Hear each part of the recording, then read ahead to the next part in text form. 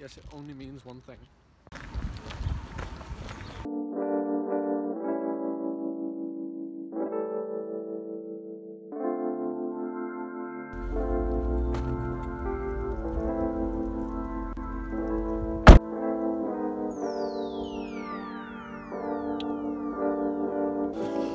It's race day.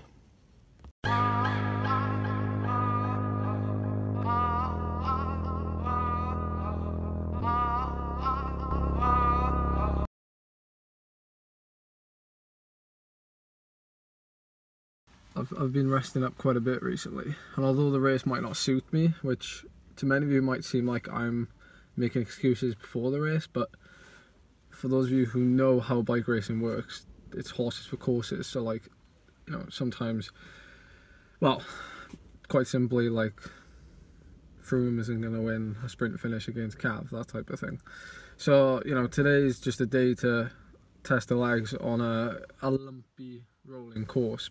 I was giving some serious thought to racing today in a skin suit, which you'd probably expect me to do, but I'm just not feeling it. It's flipping like 1 degree outside, and because I've been like losing like a fair bit of weight I'd say the last 2 weeks has kind of like come off a bit more than I expected. I've been really feeling the cold, you know. A lot of days I've been going out with like 4 or 5 layers on. Oh no, how has that happened? There we are. With leg warmers, I've got a long sleeve pedal-head base layer. I'm wearing my team short sleeve jersey, and then I'm gonna go with like the team's kind of winter, I guess it's fleecy line. So this is our team kind of long sleeve jacket. I did have to pin this thing on my arm though. It's like the world's most unnecessary number. Ask any full-time cyclist who pins numbers on for a living, and they'll say they don't like pinning arm numbers on, or shoulder numbers, whatever you want to call them. I pinned it on my arm. So the rest of the boys, if you're keeping up to date with the team, currently in Croatia, and they're doing the I think it's the GP of Zola today. It's one of 3 one-day races, if I'm correct in saying, and then I fly out on the 6th of March from Stansted, and I do the Istrian Spring Trophy. It's like a stage race. It's 4 days, but it's 1 time trial, or 1 prologue. I'm gonna drop it in anyway. Today's ride food, race food. Our new OTE duo bars from OTE, stands for On the Edge. Got the chocolate and the vanilla flavour. I think the vanilla is my favourite because it tastes a little bit sweeter. So I'm gonna have 2 of these, 1 every hour.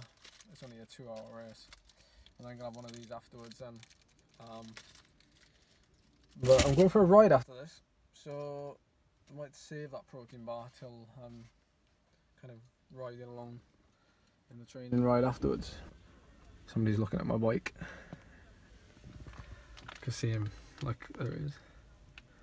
He's having a good old look there. Got my new physique kicks on today. Looking forward to taking them out in my first race. Super comfortable. Nice little... They're really comfortable there because the tongue no longer digs in. Right, I'm off to have a little spin. Just got back into the car after a little bit of an extra ride because the start has been delayed. Apparently there's still some ice on the course and some farmers hedge cutting as well, so the start has been delayed by about an hour, but it's supposed to start in about 30 minutes. I'm using this time wisely to just like do a little bit extra zone 2 riding round. I haven't got any rollers or turbo, so I've just been riding around.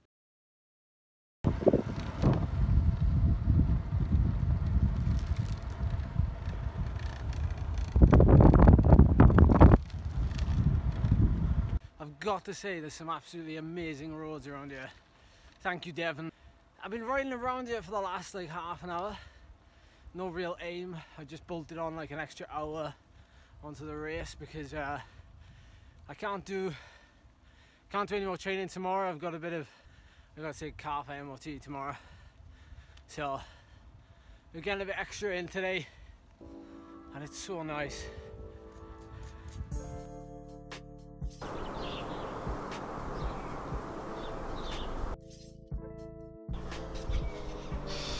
As you can now tell, it is the next day. It is like way below zero outside.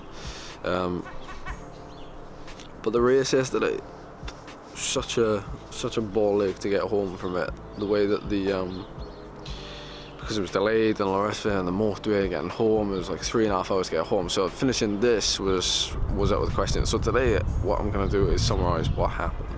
A lot of you probably would have seen the results by now, and that I was forgive my wooliness of it is freezing outside. A lot of you would have seen I came 7th. It's fine by me. It's a good little start to the season. In terms of like numbers and stuff, like power. Man, what the? Stop flying around, yeah.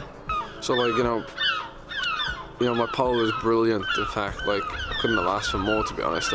Someone sounded crazy at the time. I did like 322 normalized power for like 2 hours 20.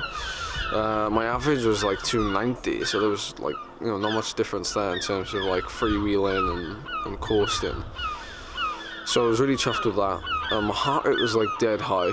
I was like 175 for like an hour and a half, which is going back to my junior days type of heart rate.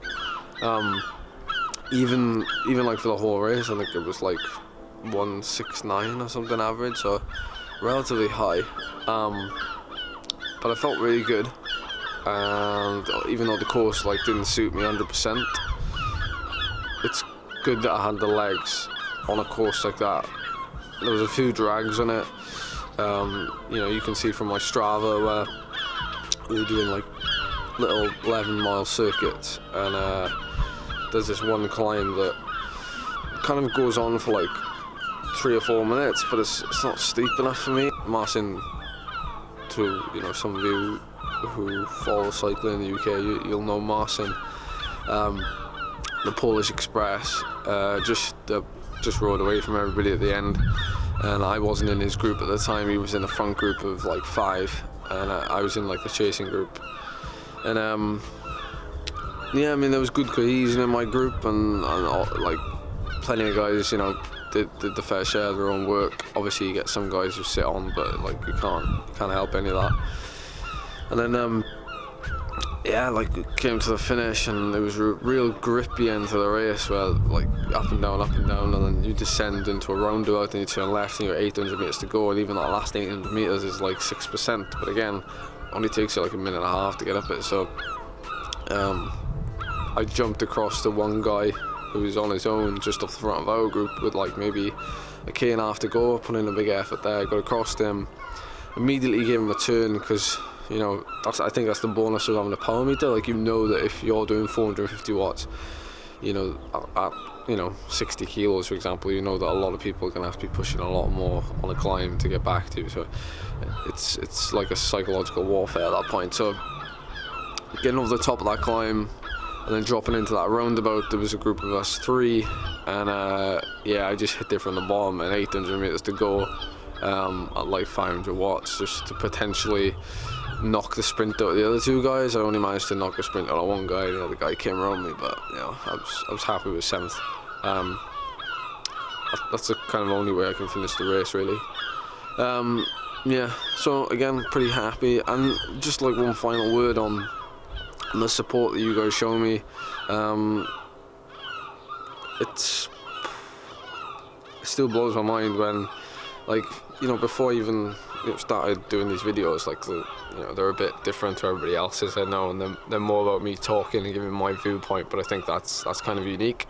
But like what I loved was before I started making these videos, I was kind of like, I don't know, kind of like a low profile guy, and now I still am, but you know, you guys come up to me before these races and you're like, oh, I'd watch the videos, and although it might seem like I'm not paying attention to what you're saying maybe, but like might be in my zone, but I definitely remember all of you, and like it always fills me with gratitude, and it's great to have that like support and that ability to like affect people.